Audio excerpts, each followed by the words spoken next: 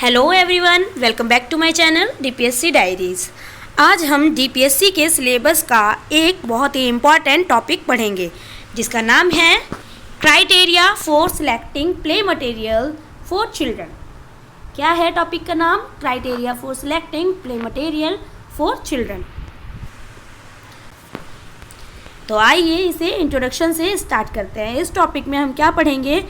बच्चों के लिए खेल की जो सामग्री होती है उनको जो चुनने के मापदंड होते हैं उनके बारे में हम पढ़ेंगे। तो आइए शुरू करते हैं इंट्रोडक्शन से। इंट्रोडक्शन है, play is the natural way of learning for children.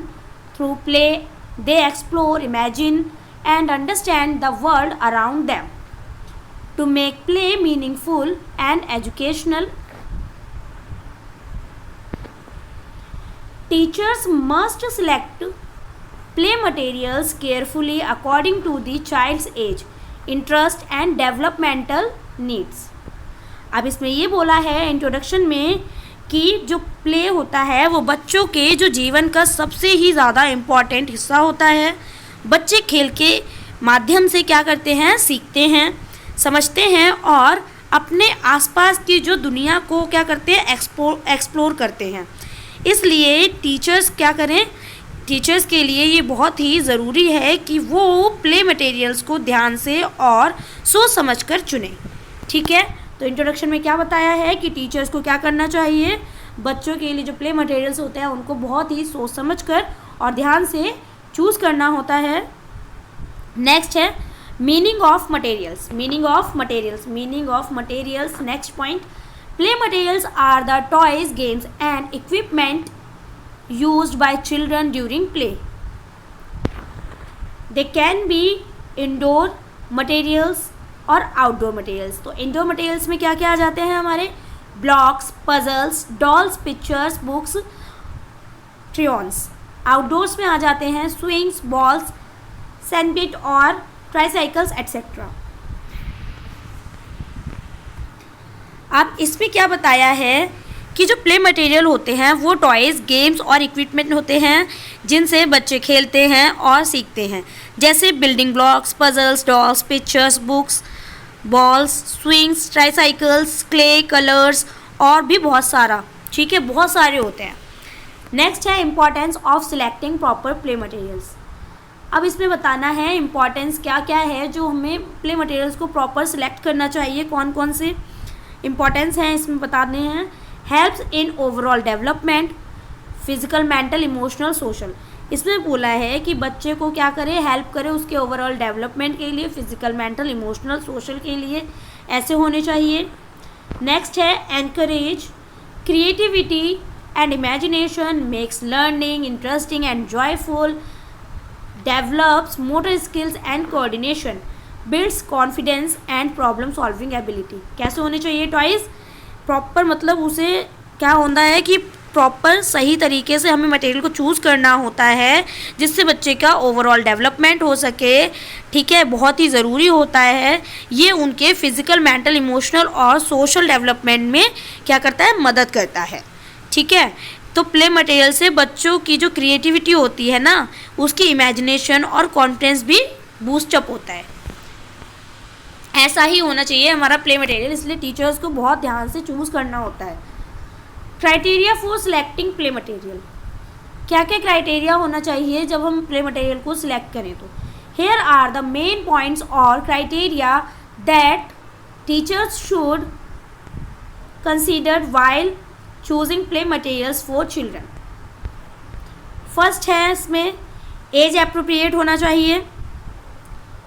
As appropriate में बोला है the play material should match the age and ability of the child. Example है जैसे rattles and soft toys for infants, building blocks and picture books for preschoolers. Next है board games and puzzles for primary children.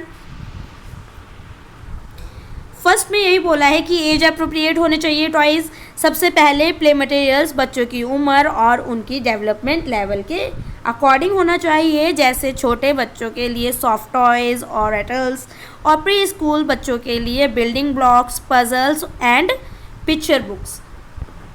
Next है safety. Safety को ध्यान में रख के हमें टॉयज़ को क्या करना चाहिए, बच्चों के टॉयज़ को चूज़ करना चाहिए, प्ले मटेरियल्स को। जैसे कि the material should be safe, non toxic and unbreakable. मतलब कि जो प्ले मटेरियल हो वो नॉन टॉक्सिक होना चाहिए और सेफ होना चाहिए बच्चे के लिए। नो शार्प एजेस और small detachable parts that can cause shocking. इसमें क्या शार्प नहीं होने चाहिए, उसकी एजेस शार्प नहीं होने चाहिए, स्मॉल डिटैचेबल पार्ट्स नहीं होने चाहिए उसमें, क्योंकि बच्चा क्या करता है, टॉयज़ को उनकी जो हाथ वगैरह होते हैं, उनकी जो स्किन होती है बहुत ही सॉफ्ट होती है, बच्चे को चोट लग सकती है, ब्लीडिंग आ सकती है। इसलिए टॉयज़ ना बिल्कुल सेफ़ होने चाहिए बच्चे के लिए, ठीक है। नॉन टॉक्सिक तो बिल्कुल नहीं होनी चाहिए, क्योंकि बच्चे क्या करते हैं, टॉयज़ को वो मुंह में भी डाल लेते हैं। इस वजह से टॉयज़ बहुत अच्छा और सेफ़ होना चाहिए, made of smooth, clean and washable materials, ठीक है। नेक्स्ट है ड्यूरेबिलिटी। थर्ड है durability. Toys should be strong and long lasting as children often handle them रफली, they should not break easily. अब इसमें क्या बोला है कि ड्यूरेबिलिटी होनी चाहिए किसी टॉयज़ की, कि वो ये नहीं कि बहुत जल्दी ख़राब हो जाए, लॉन्ग लास्टिंग होना चाहिए टॉयज़, ठीक है। बच्चे के टॉयज़ को रफ हैंडल करते हैं, इसलिए टॉयज़ मजबूत और टिकाऊ होने चाहिए जो आसानी से टूट ना जाए। नेक्स्ट है hygienic and easy to clean. Hygienic and easy to clean. Toys कैसे होने चाहिए, हाइजेनिक होने चाहिए और ईजी टू क्लीन, ईजी होने चाहिए कि हम उनको क्लीन कर सकें। Play materials should be easy to wash and maintain, specially in pre schools where many children use them. Play materials को आसानी से क्या कर सके, साफ और मेंटेन किया जा सके, ताकि बच्चों की हेल्थ को क्या कर सके, हम सेफ रख सके, उनको सुरक्षित रख सके, क्योंकि बहुत सारे बच्चे यूज़ करते हैं टॉयज़ को, तो उनको सेफ रखना होता है, साफ रखना होता है। फिफ्थ है डेवलपमेंट वैल्यूज़। डेवलपमेंट वैल्यूज़ क्या क्या हैं? डेवलपमेंट वैल्यूज़ हैं the material should help in developing various skills, जैसे कि physical skills, balls, tricycles, jump ropes, cognitive skills, puzzles, sorting games, puzzle sorting games, और लैंग्वेज स्किल्स में आ जाता है हमारा story books, flash cards, social skills में group games, pretend play sets. अब यही जैसे कि बताया मैंने आपको डेवलपमेंटल वैल्यू में कि हर टॉय का कुछ लर्निंग वैल्यू होना चाहिए, ठीक है। टॉय को चूज़ करते वक्त टीचर को ये चीज़ ध्यान में रखनी है कि अगर हम उस टॉय को चूज़ कर रहे हैं, बच्चा उससे लर्न कैसे करेगा, उसकी लर्निंग वैल्यू को भी देखना है कि उस टॉय से बच्चा ये नहीं है कि वो खेल रहा है, बच्चे को टॉय में इंटरेस्ट आना चाहिए, ठीक है। बच्चा उससे कुछ सीखे, ऐसा टॉय को चूज़ करना है हमें कि बच्चा उस चीज़ से कुछ सीखे। जैसे कि फिज़िकल स्किल्स के लिए बॉल और ट्राईसाइकिल्स हो गई, इससे बच्चे की फ़िज़िकल स्किल्स डेवलप होंगी। और कॉग्निटिव स्किल्स के लिए पजल्स हो गए, मैचिंग गेम्स हो गए, लैंग्वेज स्किल्स के लिए स्टोरी बुक्स हो गई, सोशल स्किल्स के लिए ग्रुप गेम्स और प्रेटेंड प्ले हो गया। नेक्स्ट है एनकरेजेस क्रिएटिविटी एंड इमेजिनेशन। बच्चे की क्या होना चाहिए, जब हम टॉय मटेरियल जो हम चूज़ करते हैं बच्चे के लिए, तो वो एनकरेज करे बच्चे को क्रिएटिविटी एंड इमेजिनेशन के लिए। ऐसा होना चाहिए जैसे toys like clay, blocks, art materials and dolls allow children to create and imagine freely. Play materials बच्चों की सोच और इमेजिनेशन को बढ़ावा देने वाले होने चाहिए, जैसे clay, building blocks, drawing materials या डॉल सेट्स। सेवन्थ है वैरायटी। और सेवन्थ में बताया कि वैरायटी अलग अलग वैरायटी की होनी चाहिए, जैसे provide different types of play materials for different kinds of play. अलग अलग वैरायटी होनी चाहिए, अलग अलग तरह के खेल होने चाहिए। कंस्ट्रक्टिव प्ले होने चाहिए जैसे कि ब्लॉक्स, ड्रामेटिक प्ले होना चाहिए जैसे कि डॉल सेट जिसमें बच्चा ड्रामेटिक प्ले सीखता है और करता है। मैनिपुलेटिव प्ले होना चाहिए जैसे कि पजल्स, और आउटडोर प्ले जैसे बॉल, स्विमिंग्स और भी बहुत सारी चीज़ें। Constructive play, dramatic play, manipulating play, ये सारे आउटडोर प्ले के लिए और डिफरेंट टाइप्स के लिए मटेरियल्स होने चाहिए, ठीक है। डिफरेंट टाइप्स के जो प्ले होते हैं उनके सबके लिए क्या होने चाहिए, मटेरियल्स होने चाहिए। नेक्स्ट है एट्थ है cultural appropriateness. Play materials should reflect the child's own culture and active and environment so they can relate to it. Example: dolls, dolls wearing local clothes, household play items similar to real ones. अब इसमें क्या बोला है कि cultural appropriateness होनी चाहिए किसी भी टॉय को चूज़ करने में, जैसे कि टॉयज़ और प्ले मटेरियल्स बच्चों के लिए अपने कल्चर और एनवायरनमेंट से क्या होने चाहिए, जुड़े होने चाहिए. हमें ऐसे टॉयज़ को चूज़ करना है जो बच्चे को कल्चर से और एनवायरनमेंट से जोड़े ताकि वो उनसे ईजिली रिलेट कर सके. ठीक है. नेक्स्ट है जेंडर न्यूट्रल होने चाहिए हमारे टॉयज़. कैसे होने चाहिए मटेरियल हमारा, जेंडर न्यूट्रल होना चाहिए. Avoid toys that are only labelled for boys and girls. Label नहीं होना चाहिए टॉय पे कि बॉय के लिए है या गर्ल्स के लिए है. Give equal opportunity to all children to explore all kinds of materials. अब इसमें क्या बोला है कि जेंडर न्यूट्रल का मतलब है प्ले मटेरियल्स ऐसे होने चाहिए जो लड़के और लड़की दोनों के लिए बराबर हों. ठीक है. किसी में भी ऐसा नहीं होना चाहिए कि डिस्क्रिमिनेशन हो रहा है. हर बच्चे को सब चीज़ें क्या करनी है, एक्सप्लोर करनी है और मौका मिलना चाहिए.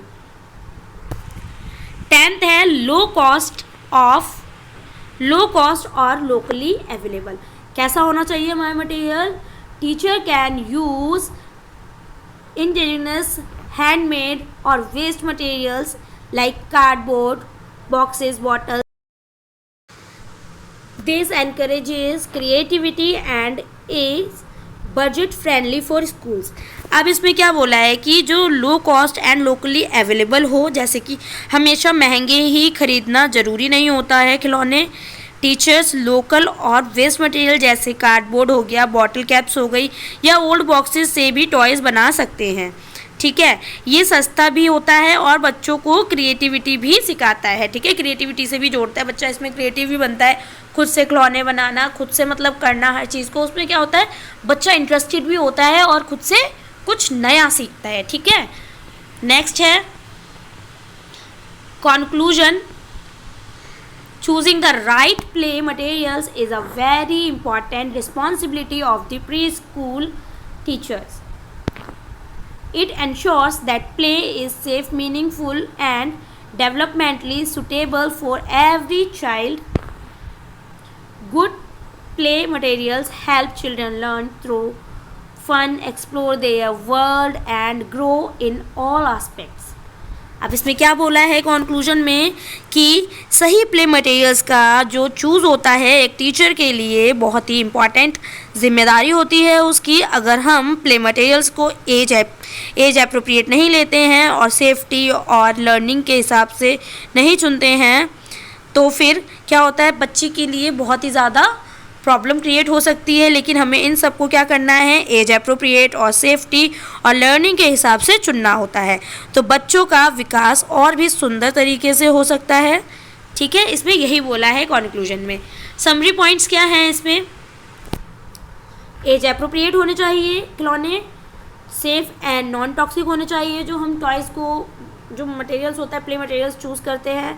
थर्ड है ड्यूरेबल एंड हाइजेनिक होना चाहिए, जैसे कि अभी हमने ये पॉइंट्स ऊपर कवर किए थे.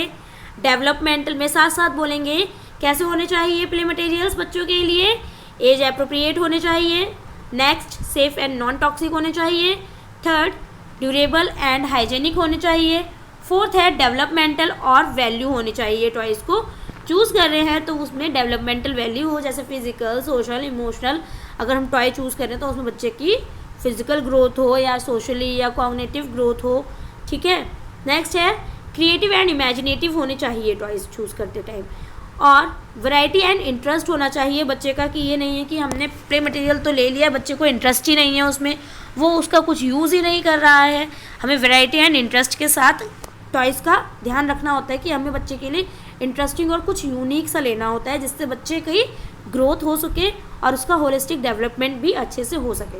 नेक्स्ट है 7th कल्चरली सुटेबल. 8th है जेंडर न्यूट्रल भी होना चाहिए. और 9th है इकोनॉमिकल एंड लोकली अवेलेबल, मतलब कि इकोनॉमिकल एंड लोकली अवेलेबल हो बच्चे के लिए खिलौना. ये नहीं कि बहुत ज़्यादा जो मटेरियल है वो महंगा हो, बच्चे के अकॉर्डिंग होना चाहिए, वो आराम से उस चीज़ को क्या कर सके, ले सके. उसकी पहुंच होनी चाहिए उस खिलौने तक। और क्या होना चाहिए कि बच्चे खुद से, मतलब कि थोड़ा ना क्या होता है, वेस्ट मटेरियल से भी सीख के बनाना। ठीक है, ये तो बहुत ईजी होता है और बच्चा इससे क्रिएटिव भी बनता है। तो ये थे हमारे आज के पॉइंट्स जो हमने कवर कर लिए हैं। इसमें हमने देखा कि मटेरियल्स को कैसे चूज़ करना चाहिए बच्चे के लिए, जिससे बच्चा क्या हो सके, जिससे बच्चे की होलिस्टिक डेवलपमेंट हो सके। अगर आपको ये एक्सप्लेनेशन हेल्पफुल लगी हो तो वीडियो को लाइक करें, शेयर करें और चैनल को सब्सक्राइब करना ना भूलें। Thank you so much for watching. मिलते हैं नेक्स्ट वीडियो में एक नए टॉपिक के साथ में। धन्यवाद।